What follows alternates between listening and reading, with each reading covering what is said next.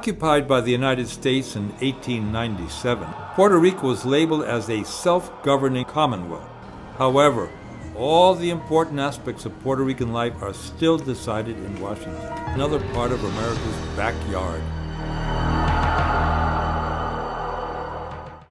This is how we do it down in Puerto Rico.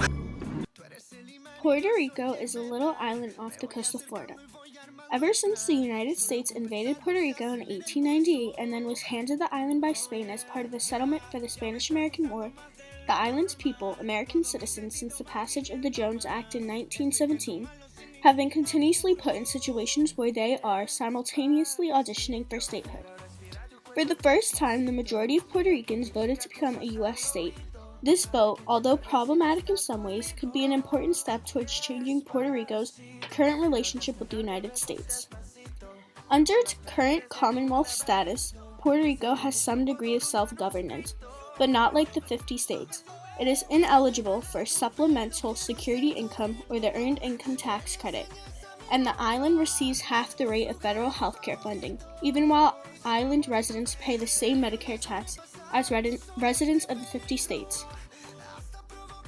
Talking trips to Puerto Rico. Say the word and we go. Bernie Sanders recently called for an investigation into the crimes of the banks that helped sink Puerto Rico's economy, but most Americans had absolutely no idea what he was even talking about. Under the crushing weight of $123 billion in debt and pension obligations, the island sought what is essentially bankruptcy relief in federal court. The reality is that regardless of Puerto Ricans' preferences on the status issue, it is the U.S. government that will have the final say on any changes to the U.S.-Puerto Rico relationship, especially a move towards statehood. The small Caribbean island, home to some 3.5 million people, owes approximately $34,000 in debt per man, woman, and child. Public school budgets and other services are all being cut as part of the austerity planning.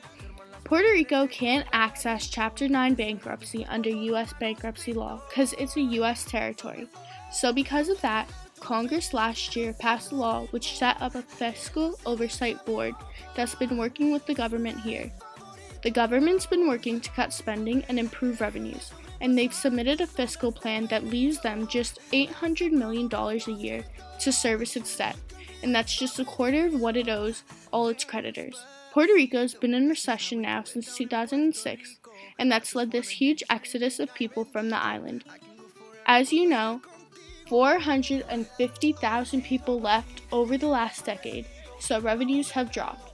Puerto Rico has already closed 150 public schools and is planning on closing more.